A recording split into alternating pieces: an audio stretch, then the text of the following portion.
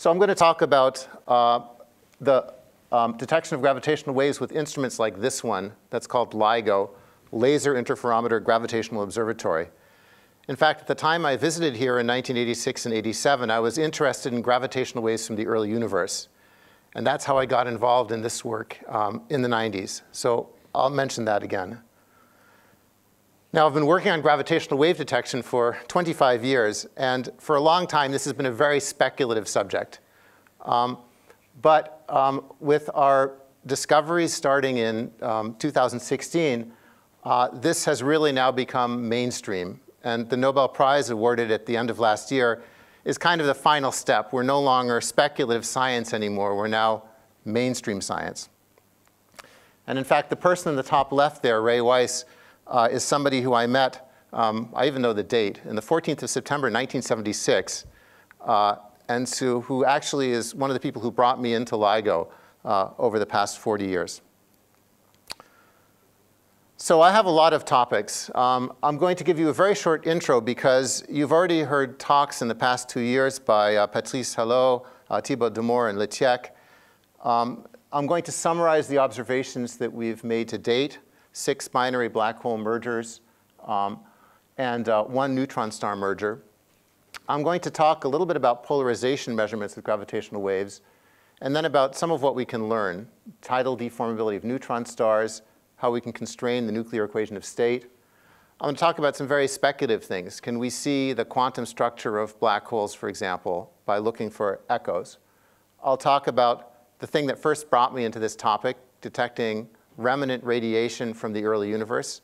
And I'll talk about some of the searches that haven't succeeded yet, like finding continuous gravitational waves. So I have just one slide of introduction. Our modern theory of gravity dates to the end of 1915, when Einstein published his general theory of relativity. In that theory, gravitational forces arise because space-time's geometry is curved by the presence of matter or energy. And objects travel along the shortest path in that curved space-time. Now, 7 months after he published his theory, Einstein published this paper about perturbative solution of the field equations. And in this, he shows that there are solutions to his field equations which propagate outwards from a source at the speed of light. Like, for example, in the bottom left, you see a kind of cartoon of 2 objects orbiting each other.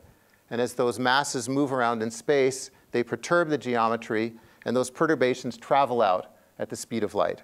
And we describe that now as massless radiation, 2 polarization states.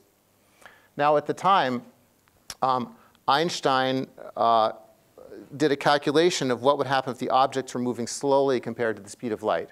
And he found that the dominant radiation was quadrupolar. There was no dipole radiation. And he also, in a later paper, calculated the luminosity. And here, Q is the quadrupole moment of the distribution. There's a 3rd time derivative squared. But the thing that Einstein noticed is this tiny factor. There's Newton's constant g divided by the 5th power of the speed of light. It's a very small number. And so Einstein thought, what he actually wrote is he said, these waves are too weak to be of any consequence, because that factor was so small. And this is one of the reasons why it took 100 years to detect gravitational waves directly. And I'm going to come back to that weakness factor later in my talk. So the physical meaning of gravitational waves was debated for 40 years. There was a question of issues of gauge, the meaning of energy and general relativity. Do these waves actually represent something physical, or are they just a mental phenomena, as one person wrote? But we know now that we can detect these directly. They do have a physical influence. And the way they're detected in our modern detectors is shown here. You have a laser that illuminates a beam splitter. Light travels down 2 perpendicular arms to mirrors. It bounces back. And then the light is recombined. And if the mirrors are fixed, these mirrors are suspended from wires, then no light comes through the instrument. But if a gravitational wave comes by, it has the effect of changing the effective lengths of the arms. So it creates an interference pattern in the light. And this is the basic principle by which the detectors work. So the L-shaped configuration here is what you see when you look at pictures of these instruments from outside. And the thing that we detect is the fractional change of length in the arms. So one arm gets a little bit bigger, the other arm gets a little bit shorter. And the fractional change in that length is our signal. We call that the strain, and the symbol that we use for that is h. And it's a time series, h of t. So we use lasers to measure the distance along orthogonal arms, and that distance is changed by the passage of gravitational waves. These are the three most sensitive instruments in operation.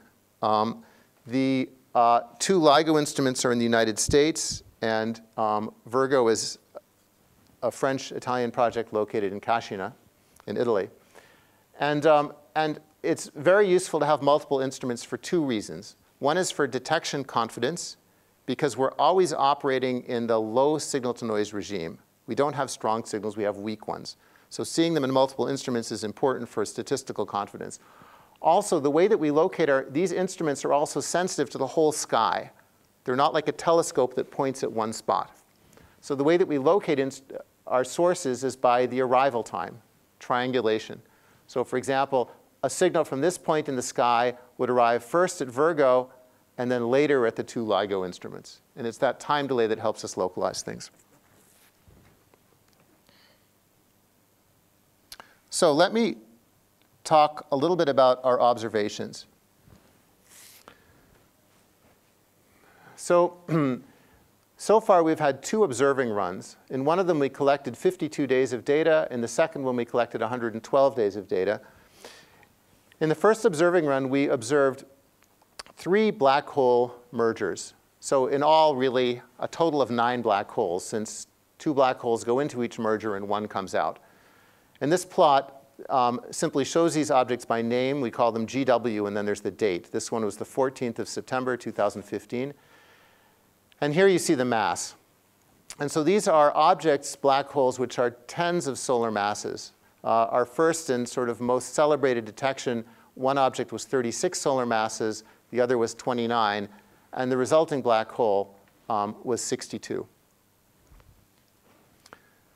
The most recent detection announced towards the end of last year was a merger of 2 black holes seen with the 2 LIGO detectors and with Virgo, which I'll talk about some more. So this is what one of these mergers looks like in the data. So here you see about 1/4 second of data. And along this axis, you see the strain. So that's the fractional change in length between the 2 arms. And this is a really tiny number. I'm not going to spend the time to talk about the smallness of that motion, 10 to the minus 21 of a few kilometers, but it's much smaller than an atomic nucleus. And what you see here, this is the Nobel Prize-winning discovery, our first observation, GW 150914.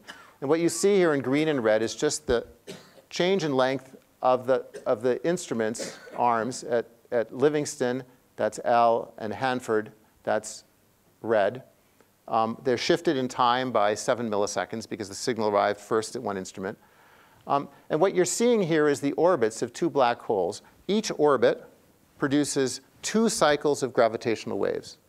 So what we're seeing here is essentially the last 4 orbits of these 2 black holes as they lose energy to gravitational waves and merge together. And you can actually describe the energy loss here to fairly good approximation just using the quadrupole formula that I put up before and some simple high school algebra for the orbits. Thibaut Damour talked about much more sophisticated and accurate ways of doing that. Now, we're seeing here the orbiting of 2 objects that are speeding up, they're losing energy, they're coming together, and finally here they merge. We can actually tell what the masses of the objects are by looking at the rate at which the frequency changes. So if f is the gravitational wave frequency, you've got here a plot that shows that same event over 1/4 of a second. Here's the frequency sweeping up from about 30 or 40 hertz up to about 256 hertz. So the rate of change of frequency at any given point along this plot here, you can put it in there as f dot. You can put in the frequency as f. And this combination actually tells you something about the masses of the two objects. This combination of masses is important. It's called the Chirp mass. And it basically tells you how quickly the frequency sweeps up. So from that mass, the rate at which the frequency is changing, we can tell something about the masses of the two objects. And for example, if the objects are equal mass, this Chirp mass is slightly less than the mass of any one of the objects. So for example, for the signal I showed you, it's about 30 solar masses. I'll come back to that. Now, once we find these signals, then we need to estimate what the parameters are. And the way we do that is we take the data, and then we subtract away a model of the signal and ask, is what's left consistent with the noise in the detector? And then we try changing the parameters, like the distance. As we make it farther away, the signal gets weaker. As we make it closer, it gets stronger. We try varying the masses. As you make the masses smaller, the frequency changes more slowly. As you make the masses bigger, the frequency changes faster, and so on. And so here's a little video just to show this. Here, for example, we're changing the distance. Now we're changing the total mass of the system. And you can also make adjustments, for example, for the sensitivity of the detector and other things. And anyway, when you get all the parameters right, your model signal fits the data. So that's a kind of summary of the parameter estimation process. Now, this is what the first three detections looked like when you try and estimate the masses. Now, this was our first detection, and this is the most massive of the systems. This is one that we never actually claimed as a candidate because it's not a 5 sigma detection. It might be noise in the instruments. And this is our second gold-plated detection, which is a lower mass system still. So this plot's just showing the mass of one object, the mass of the other object, and then probability contours. So the most likely values are the ones in the center, and then the least likely values are the ones on the outside. You notice that these are kind of banana-shaped curves. And what's constant along these curves is that Chirp mass, the combination of the masses that I told you before, because that's the combination that we can measure the best. So it's skinny along this direction because that's the line of constant Chirp mass, how quickly the frequency is changing. We can also constrain the sky positions using the time delays effectively. Really, we do it by this parameter estimation process. And this is a plot that just shows the celestial sphere. I think the Milky Way is shown in the background here just to make it look pretty. And you can see the sky patches associated with it are different binary black hole events. And the whole sky in all is about 40,000 square degrees. And these patches are about 1,000 square degrees, some smaller, some bigger, but we can't localize our signals very well. With two exceptions here, which I'll talk about more. So one exception is this. This is our last announced binary black hole merger seen with 3 instruments, including Virgo. And you notice this is a much smaller sky patch because of that. And this is our first double neutron star merger where we know the exact location, as I'll explain.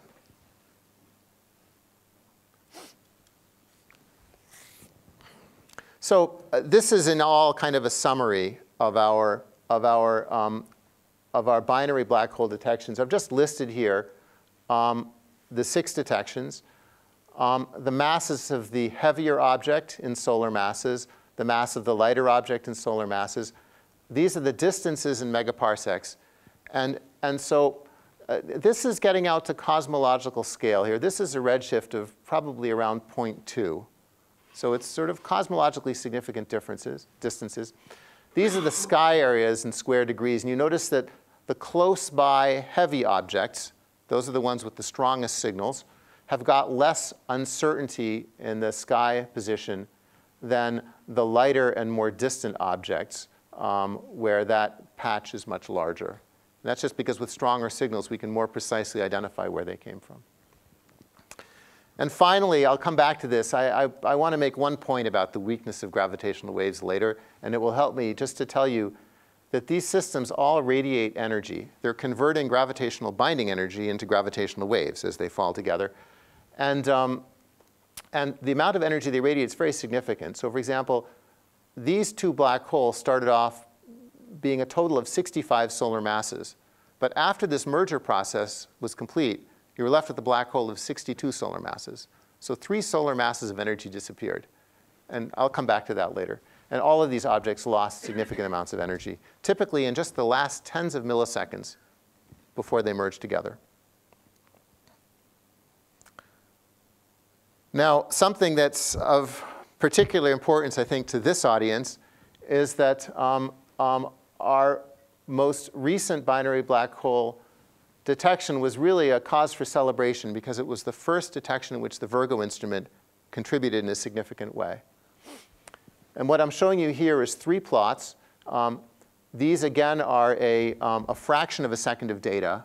I think this is a half a second, less than half a second. And what you see here is data from 3 instruments, Hanford, Livingston, and Virgo. These are time frequency plots. So you can see them sweeping up in frequency. And here you can see a faint but visible signal in Virgo.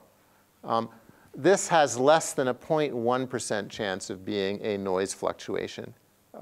So this really is a detection. And you can see very clearly the effect of having a third instrument. If we just tried to locate this binary black hole merger using the 2 LIGO instruments, we get a sky patch that looks like this big arc here. It's more than 1,000 square degrees. If you include the data from Virgo, suddenly this shrinks down to under 100 square degrees. This kind of funny shaped patch here. So it's very useful to have a third instrument for this reason. OK. This is a little bit of a digression. This isn't really important scientifically, but I thought it would be fun to make a point here about the weakness of gravitational waves. And I want to make it in the following way. When we made our first discovery, I was very excited, and I was trying to convince my kids that this was something important. And I told them, this system lost 3 solar masses of energy. You know, our sun, for example, over its entire billion-year lifetime, converts maybe, I think, less than 1% of its mass into radiation. So, you know, a solar mass is a lot of energy. But my kids have grown up on Star Wars movies. They're not impressed easily. Said, OK, Dad, big deal. But then I had to go see a Star Wars movie. I don't like Star Wars movies, but my younger son in Germany isn't allowed to go see those movies by himself. He has to have an adult with him. And the one we went to see, the Death Star came back. The Death Star is this thing that can vaporize a planet. And what do you do when you're a bored physicist in a bad movie? Right? You start thinking about physics, and you think, how much energy does it take to vaporize a planet? It's not hard, right? It's the binding energy, gravitational, plus the heat of vaporization of the iron. So you work it out, and it turns out that, you know, the Death Star is a toy compared with 3 solar masses of energy.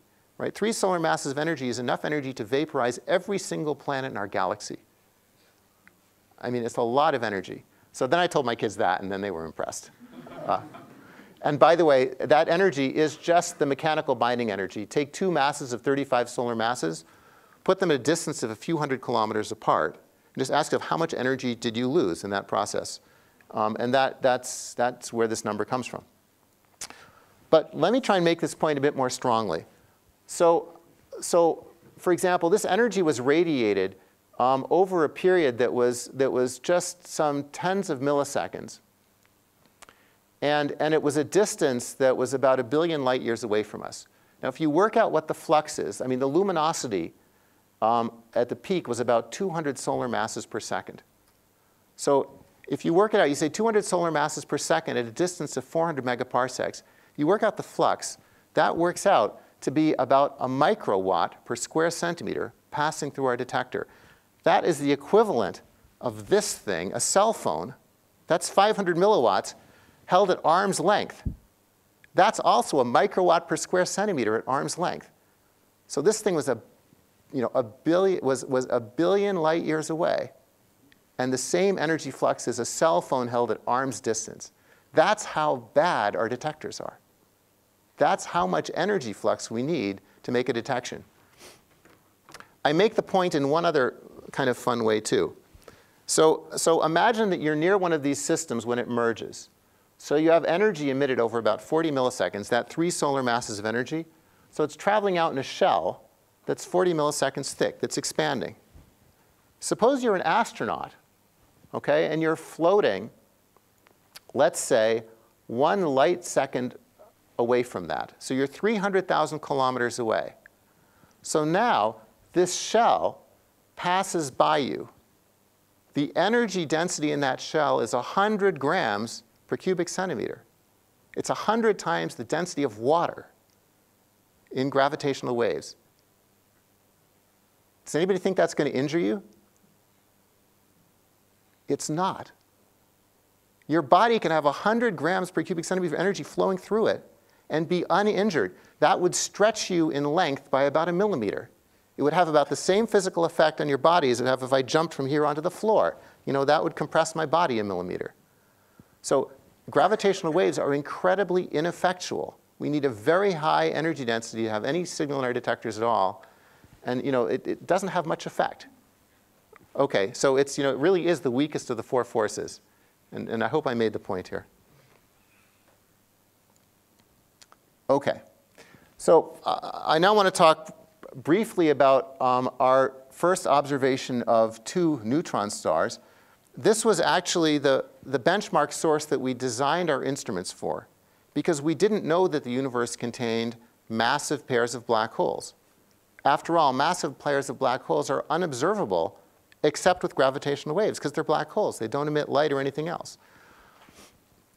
So this observation, astronomers have discovered more than a dozen binary neutron star pairs, neutron stars orbiting each other. The shortest period one has a period of about 2 hours. And in something like 60 or 70 million years, those 2 stars will merge together. So we knew that there were such things in the universe. This first observation, this is a kind of artist's rendition of it. What happened is these 2 neutron stars, as they come together, they get torn apart by tidal forces. And so some neutron-rich matter gets squirted out from the stars. The stars merge together. They form possibly a very sort of overly massive neutron star that then collapses to a black hole. And then this matter that's left outside suddenly says, wait a second, we're not stable anymore. You know, we were stable as nuclear density matter when there was all this gravitational field holding us together, but now we're not stable anymore, and it decays into ordinary matter very quickly. And so what this picture is supposed to be showing you is it's supposed to be showing you the collapse of those 2 neutron stars in the middle to form a black hole, and some accretion matter, accretion disk kind of collapses around that and produces a jet of gamma rays. And then there's this other material outside, which is neutron-rich matter that's decaying through our process and becoming heavy elements. Now, the masses here are much smaller than in the case of the binary black holes. And so just to make the point here, this is a time axis here. These are our binary black hole merger signals. And I'll just play you a little movie of what this neutron star merger looks like in comparison. Instead of seeing a handful of cycles, it's actually thousands of cycles. And I didn't want to make you sit through the whole movie, so I'll just jump to the end, which, oops, I just went too far. Pardon me. Let me run backwards here. OK. So this, I think, is now going to be, OK, sorry, here it is. This is the end of that movie, just showing you that this merger signal lasted about a minute in the bandwidth of our instrument. So our instrument is an audio band detector, and it sees these signals from frequencies of about 30 hertz up to a few kilohertz. So here's what that detection looked like. This was on the 17th of August last year. This was the strongest gravitational wave signal we've seen because this system was very close to us, about 40 megaparsecs away. You can see here a time frequency plot over 30 seconds in the Hanford instrument, in the Livingston instrument. You notice that in Virgo, you don't see anything. And that's because this signal was located near one of the zeros of the antenna pattern of Virgo. It turns out that's useful. That actually helps us to pin down the sky position much more precisely. because if it was somewhere else in the sky, we would have seen a signal in Virgo. So it's a kind of curious thing where the fact that there was no signal there actually contains useful information. And so we can do a lot of interesting things with this signal, which I'll talk about here briefly. In particular, we can use this, for example, to measure the Hubble constant. And I'll explain that in the next couple of slides. So first of all, I wanted to show you again a plot of the likely masses of these two objects. So here again is this kind of banana-shaped curve of constant chirp mass. From just seeing the rate at which the frequency was increasing, this is the constraint of this combination of masses I showed you before. Now, most of the neutron stars that we've observed with radio waves are all spinning at less than about 5% of the maximum allowed speed. And so if we assume that these neutron stars are spinning slowly, then the masses are in the range here from 1.2 to 1.4 and about 1.3 to 1.6. If we don't make that assumption about the spin, then there's a broader distribution of masses. But this long signal basically lets us pin down a number of the parameters very precisely. And these masses are in the range of expected masses for such neutron stars. So for example, this is one solar mass and two solar masses. And in this plot here, we've plotted the most likely masses for these two neutron stars, along with all the other neutron stars for which a precise mass has been measured, because those are in binary systems where you can see relativistic effects or in some other way. And you can see these neutron stars have just exactly the right kind of masses that you'd expect. So it's very clear what these objects are. Now, this was a very exciting event because these signals were not just seen with gravitational waves. They were seen in the entire electromagnetic spectrum. And the very first signal that was seen was 1.7 seconds after the merger, which was a gamma ray burst, first seen with the Fermi satellite. And I'll just show you that here. So here's a plot of another time frequency map showing the chirp in the gravitational wave ending at time 0. And then here you can see the light curve from Fermi in two different energy ranges and from integral. And you can see the peak right here and here and here, 1.7 seconds after. So that's most likely some accreting matter falling into the black hole that formed when the two neutron stars merged together. By the way, the fact that there's a delay of 1.7 seconds is actually a very strong constraint on certain theories, because these signals have been traveling to us for 40 megaparsecs is 100 million light years, which is 10 to the 15 seconds. So a 1.7 second delay between the arrival of the gravitational waves and the electromagnetic signal in 3 times 10 to the 15 seconds tells you that the speed of light and the speed of gravitational waves have got to be very, very close to each other. And that actually constrains many alternative theories of gravity based on two metrics. The signal was optically identified within 11 hours after the merger signal. There was a group, many groups looked for this signal. The winner was the SWOPE telescope in Chile that found it 11 hours after the merger. And I just, John, you asked me what I did now. Okay, so in fact, the sky map here that's labeled LIGO Virgo, this green thing here, was actually produced by one of my postdocs 5 hours after the event. And it's one of the things that enabled the sky identification. This is overlapped with the pointing error region from Fermi, the gamma ray burst monitor on Fermi. And in fact, the signal was actually found electromagnetically at that spot in the green map here. And this is two images, one taken 20 days before the event and one taken 11 hours after the event. And you can see right there that bright spot of light, which is absent here.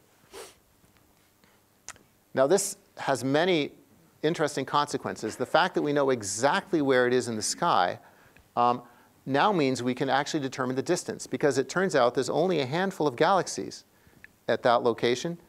And so the galaxy which hosts this system was identified, NGC 4993. And that's part of a group of galaxies.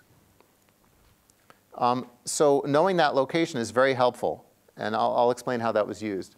Now, this was actually observed with many other instruments. Some of them in space. Those are 1, 2, 3, 4, 7 instruments in space, and then about 70 different ground-based observatories. And there's a paper here which has thousands of authors, which summarizes those observations in a few pages. Now, one of the things that you get to do, if you look at a chart of nucleons, right, and you look at what's the binding energy, the most stable one is iron 56. The nucleons that are lighter than that would like to fuse together to become heavier. So that's why you get fusion in the sun. And the ones that are heavier than iron 56 would like to split apart and become lighter. So this actually makes it difficult to make heavy elements. Because if you want to make heavy elements, you've got to get these nucleons to stick together, but they don't really want to be. They'd be more stable if they were separated. And so this process where some nuclear matter got squirted out of these neutron stars when they merged together, it was basically just neutrons, but 10 to the 56 neutrons, right? A really big atom. And that then decayed. And the decay process produces an optical flash that's called a kilonova. And this can be observed in many different wave bands. And so what you're seeing here now is a plot of observations at many different wavelengths. And the light from the shortest wavelengths here fades rapidly over a time scale of just a day or two, whereas the light at the longer wavelengths fades more slowly. And in fact, at radio wavelengths, this object is also visible and I think now fading slowly. So from these light curves, you can estimate, for example, that these neutron stars ejected about 1% of their matter. And it's that decay which we're seeing here. And I'm told by people who've studied this that you can actually now explain some of the heavier elements in the periodic table. For example, tellurium and cesium have actually been seen now in the spectrum from this decay. So this is a very rich astronomical event which can be studied not just with gravitational waves, but also with conventional astronomy. And as I said, this can be used, for example, to measure the Hubble constant in a completely independent way. So here's a plot. So let me just explain how this works, and then I'll explain the plot. So the Hubble constant is a relationship between the distance of objects from us and their apparent recessional velocity due to the cosmological flow. And so if you want to measure the Hubble constant, you need to know how far away something is and what the recession velocity is. Well, this event that we saw, as I told you, we know what galaxy it occurred in, and that galaxy is part of a group of galaxies. And the recessional velocity of each of those galaxies in that group has been measured. So you can average those together, right? Those galaxies are all moving in slightly different directions because of their local velocities, but if you average them together, that tells you what the cosmological flow is. Works out to about 2,000 kilometers per second. Okay. So now you know what v is. And the distance d we can measure because the amplitude of the gravitational wave signal tells us how far away the object is. Now that's slightly tricky because as you change the inclination angle of the plane of the orbit, that changes also the strength of the signal by about a factor of 2. So we don't know exactly what the distance is through gravitational waves. And what this plot shows you is it shows you a posterior distribution for the value of the Hubble constant. So this is the probability here, and this is the Hubble constant in kilometers per second per megaparsec. And you can see that from the LIGO distance observations combined with the recessional velocity measured electromagnetically for this cluster of galaxies, you can see that the most likely value is around 70 megaparsecs, sorry, kilometers per second per megaparsec. And by the way, you can see that that's right sort of in between the preferred value from Planck and the preferred value from the supernova observations. So, this is broad enough that we haven't measured, the Hubble constant with really high precision. but we'll be able to do much better with more observations. And this is a wonderful thing, because this is a very direct measurement. There's not sort of the steps of having to build up a cosmic distance ladder through various chains of reasoning. OK, I want to talk briefly about polarization of gravitational waves. This is something I got drawn into because I think some of the statements that have actually been made in the discovery paper for GW 170814 are misleading, and I want to try and correct that. So this is slightly technical for a couple pages, but this is a smart audience. So in general relativity, you have two massless propagating modes. They're helicity plus and minus 2. They're often called tensor modes. So if you have a wave that's traveling along the z direction, there's two waveforms, W1 and W2, functions of retarded time, that multiply these polarization tensors. And one of these, x and y here, are just two vectors orthogonal to the direction of propagation.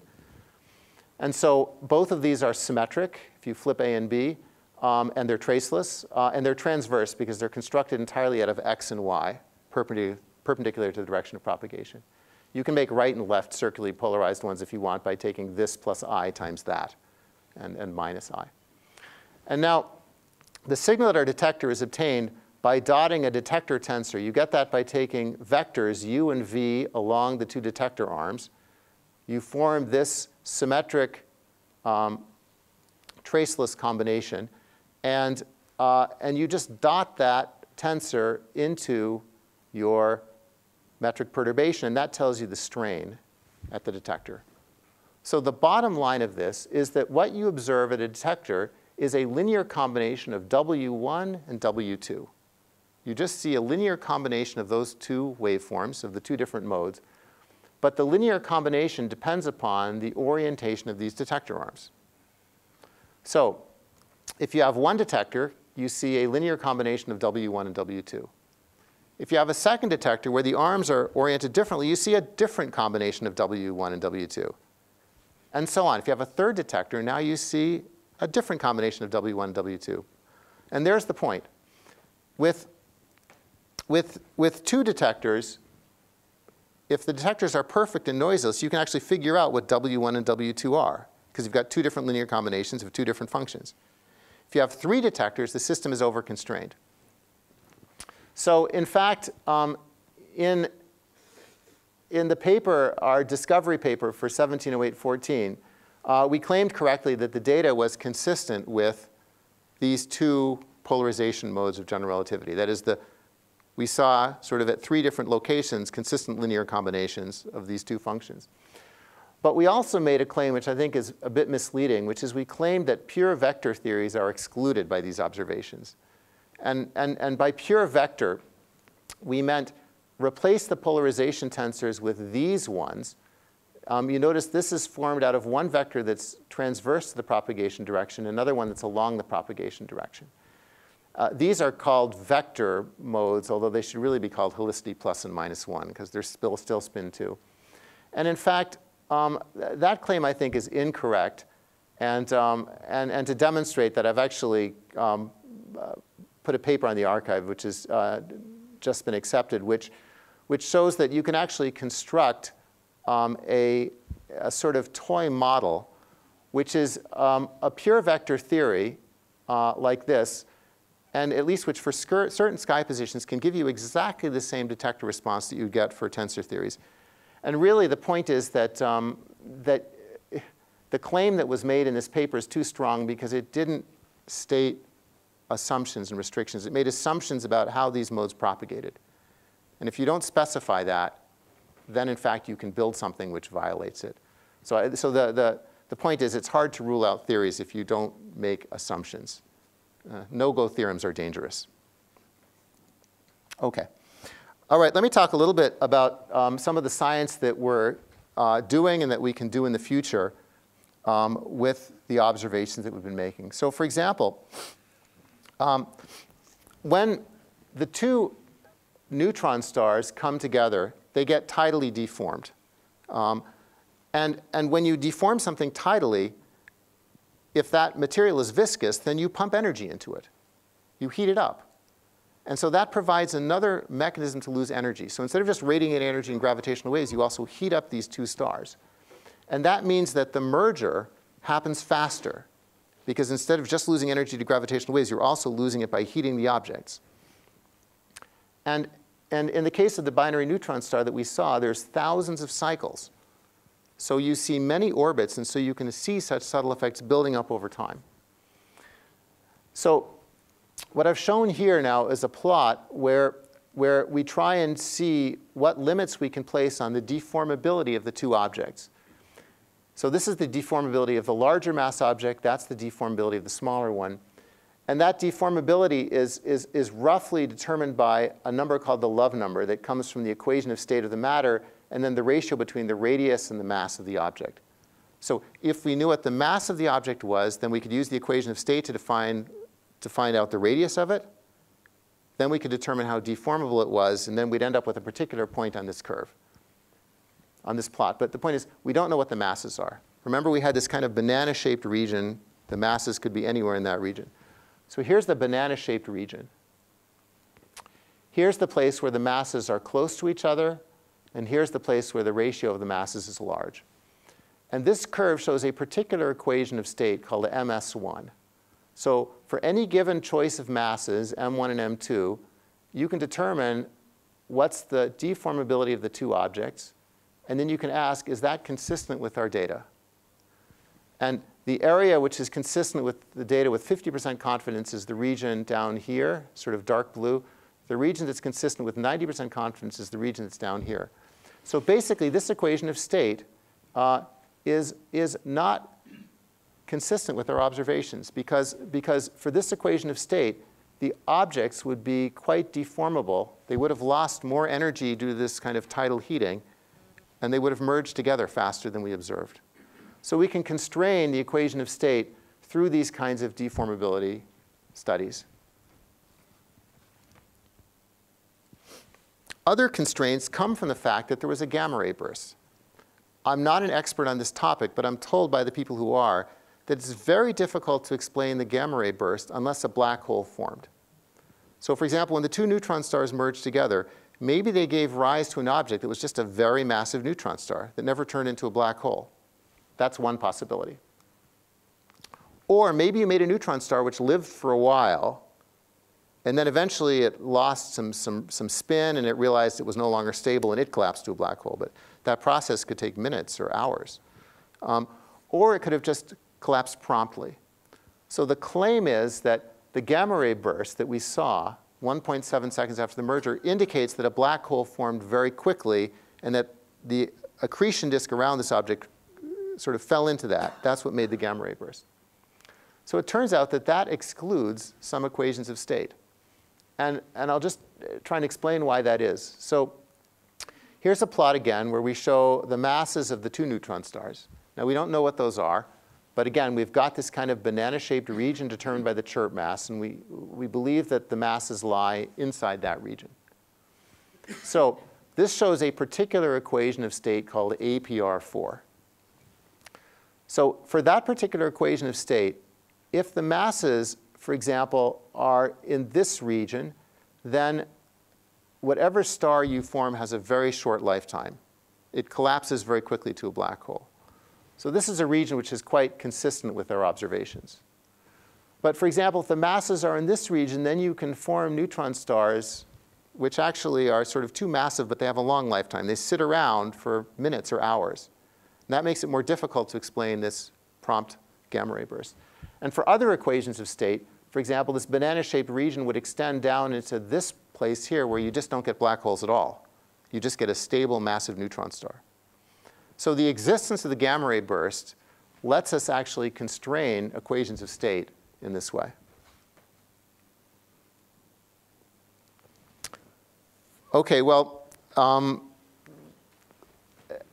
here's a topic which I think is very interesting. To me, this is one of the more interesting things that came out of this work. And I'm changing gears now a little bit. So when I was a graduate student, I did a lot of work on curved space quantum field theory. I was very interested in Hawking radiation. I studied topics like that. And And I never would have thought that that has any relationship to the observations that we're making with our instruments. Because we're observing gravitational waves that have a wavelength of 1,000 kilometers and very low energies, right? There's nothing quantum about our observations at all. Yet, in principle, we might be able to learn something about quantum gravity and the nature of black holes. And let me just explain how that's possible, because at first it seems completely unreasonable. So one way of thinking about Hawking radiation is that it arises from the behavior of virtual particle pairs near the horizon. So you form a pair of virtual particles. One of them falls into the event horizon, and as a result has negative energy with respect to infinity. The other member of the pair can now escape with positive energy to infinity. So you've conserved energy in that process. And as you do that, the negative energy falling into the black hole here gradually causes it to shrink away, and it evaporates. Now, this process takes place a Planck length away from the horizon. So 10 to the minus 33 centimeters away from the horizon is where these particle pairs are forming, and some of them are going out to infinity, and some of them are falling in. But now here's a cool thing. Imagine you look at an observer who falls into a black hole, and they emit signals at a constant rate along that path. These signals escape to infinity, but as they escape to infinity, there's longer and longer time delays between them. So you see the signals redshift as the person approaches the horizon. So what that means, it means that the null geodesics that peel away from the horizon take exponentially longer to get away. And that works in our favor because it means that if you have a light ray that departs from one Planck length above the horizon, the amount of time, proper time it takes to reach a distance of, let's say, 3m outside is the characteristic length scale. So m for a solar mass black hole is 5 microseconds. For a 60 solar mass black hole, it's 300 microseconds. And then you get a logarithm of the Planck mass divided by the length scale of the horizon. So this is 10 to the minus 33 centimeters divided by a kilometer for our black holes. And so what happens is this is actually a reasonable time scale. It's something like 200 milliseconds.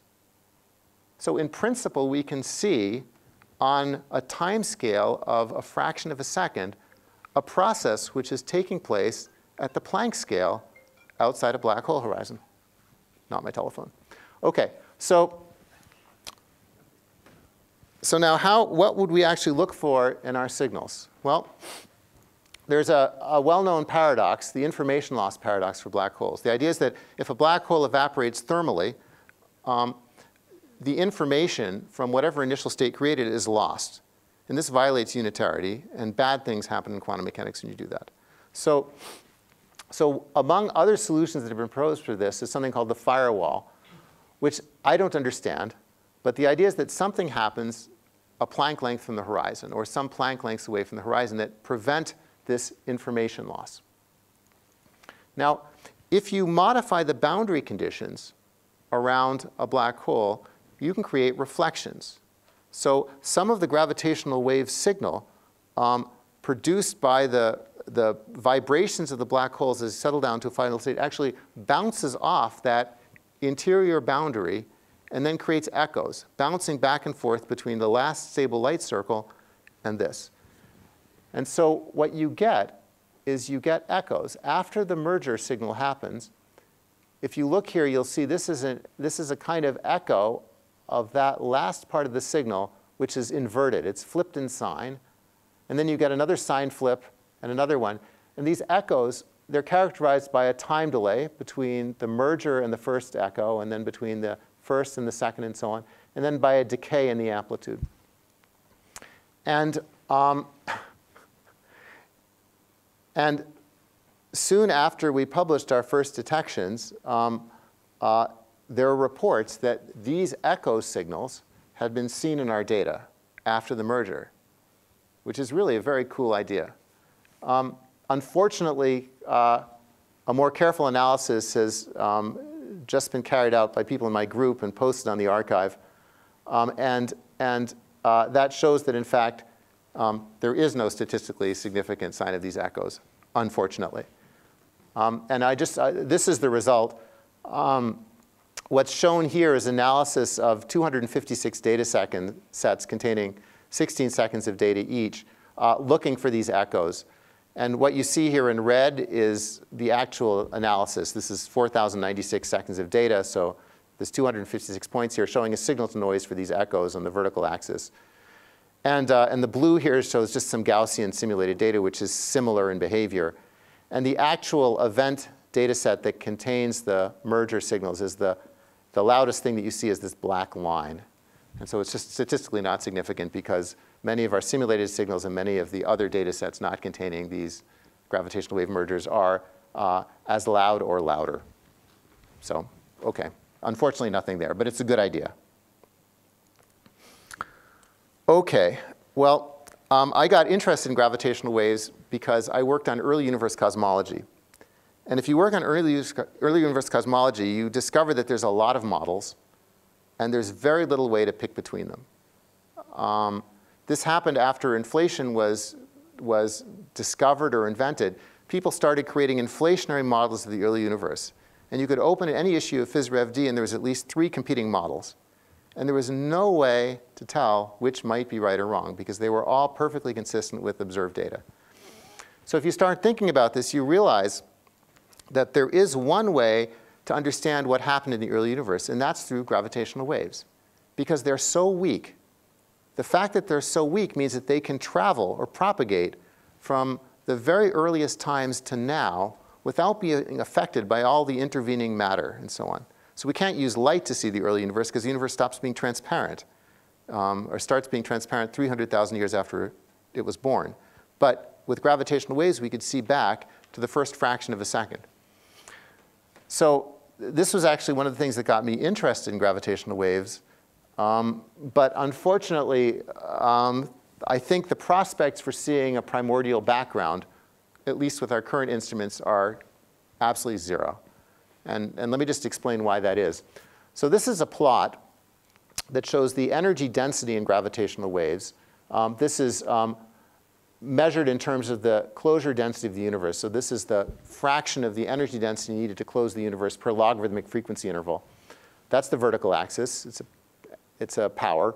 And the horizontal axis is frequency, going from one oscillation in the age of the universe up to 1 gigahertz.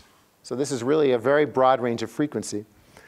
And so, for example, 10 to the minus 4 here would mean, if you were at 10 to the minus 4, it would mean you had 10 to the minus 4 of the closure density of the universe, if you had one logarithmic octave of frequency. OK, so there's a nice paper from Turner in the late 1990s where he shows that slow roll inflation, which gives you a sort of spectrum that looks like this,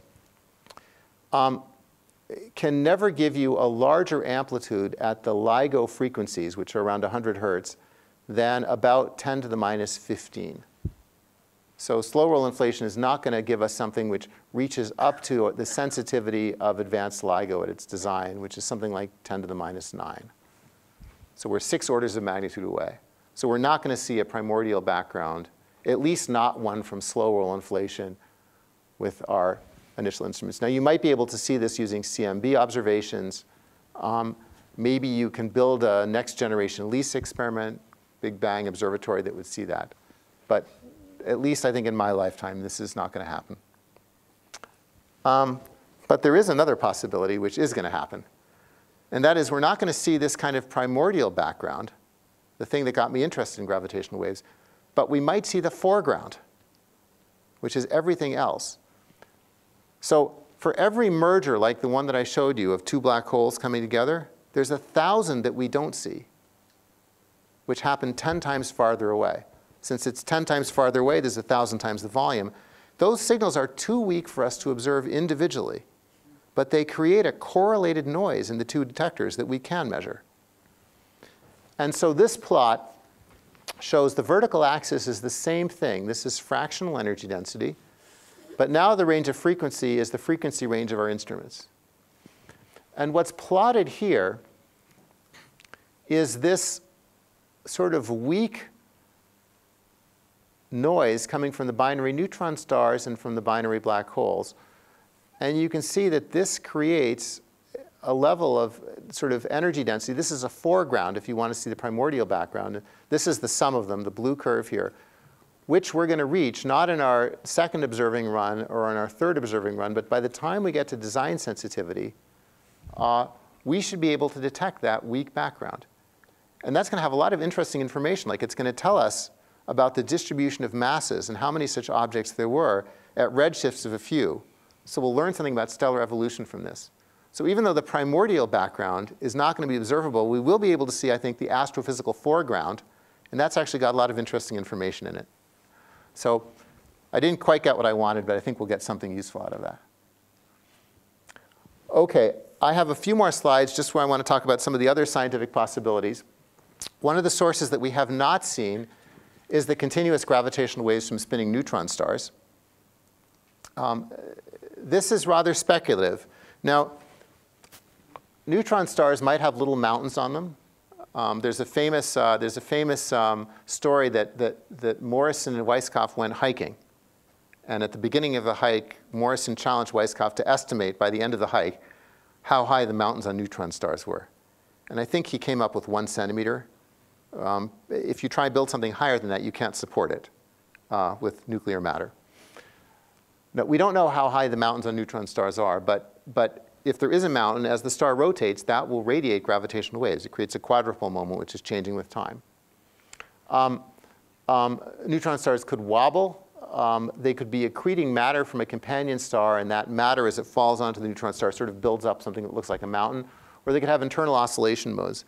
Any of these things will give rise to essentially a periodic signal, a sinusoid. Now, you'd think a sinusoid is easy enough to detect. Just Fourier transform the data and look for a peak. The trouble is our instruments are located on the Earth. And the Earth is rotating on its axis and orbiting around the sun. And that means that even though the signal might be a sinusoid when it leaves the neutron star, when it arrives at our detector is banging into those wave fronts and moving around. That is a difficult data analysis problem. So one thing we've done is we've looked for gravitational waves from known pulsars, assuming that they're, when I say they're known, means electromagnetically we know exactly how quickly they're spinning. Assume the gravitational waves come off at twice that frequency. And we've just published a paper giving limits for more than 100. Just to give you some idea, the best limit that we got in ellipticity was for this particular neutron star, J0636 plus 5129. That limit on ellipticity of 10 to the minus 8 basically means that this mountain here is less than 10 to the minus 8 in height of the radius of that neutron star. Now, a neutron star is 10 kilometers, so 10 to the 6 centimeters. So 10 to the minus 8 of 10 to the 6 centimeters is 100 microns. So I don't know how perfectly we can manufacture a sphere in a laboratory, but that's a level of precision which we probably can't attain in laboratories. This thing is really round. Now, hopefully, there's some neutron stars that are not round and where we can see this radiation, but we don't know that yet. So we're also looking for these kinds of signals not from known neutron stars, but from ones that we don't know, that are electromagnetically, for example, not radiating or not beaming towards the Earth. That's called the blind search problem. And that's a very challenging computational problem. We use Einstein Home for that, which is a large computing system that was mentioned in the introduction. And I will flash here some results from that, our first analysis of advanced LIGO data for such stars. This shows a search frequency range up to 100 hertz in gravitational wave frequencies. That would be 50 rotations per second. This bottom line here is the results from the Einstein Home search compared to some other searches that have been done. I'm showing this because this is the most sensitive search we can do. And just to give you an idea, at our most sensitive here, the sensitivity level is around a few times 10 to the minus 25 in strain. That's about a factor of 10 less sensitive than our targeted searches for known pulsars. So if we have no idea where the signal is, what the frequency is, where in the sky it is, we're not as sensitive. So it's very unclear whether this is going to pay off. We're going to keep looking for these signals, but since we just don't know about the internal composition of these stars and how big the mountains are. There's no guarantees whether we'll find something or not. Excuse me. Yes? Is the peak at 60, is it due to the AC? Absolutely.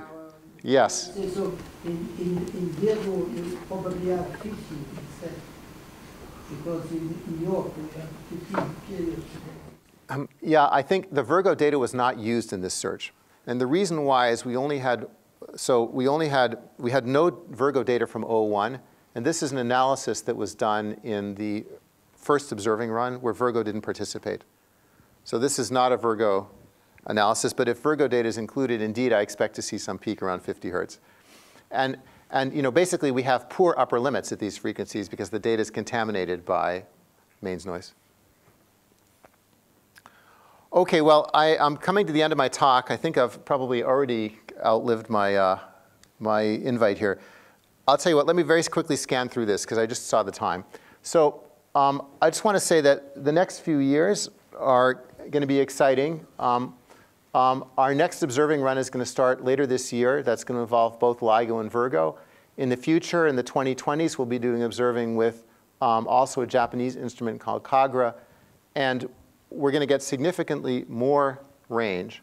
And remember, each factor of 2 in range gives us a factor of 8 in volume. So our event rate goes up by a factor of 8. The current LIGO plan is something called A+. This is basically a budget upgrade. We're going to improve the detector by using improved mirror coatings and amplitude and phase squeezing of the laser light. And this just shows, if we kept running the instrument as it was right now in 02, we'd eventually get to about 45 times the number of detections as we got with the initial observing run.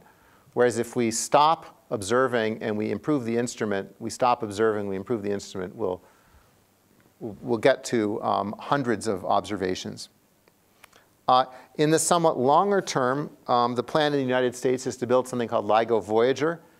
Now the idea is to exploit the existing facility, the vacuum tubes and the infrastructure to its full. So this is still the inexpensive upgrade. And here, this involves things like 200 kilogram silicon mirrors, 2-micron lasers, cryogenic cooling, and a lot of other technology upgrades. And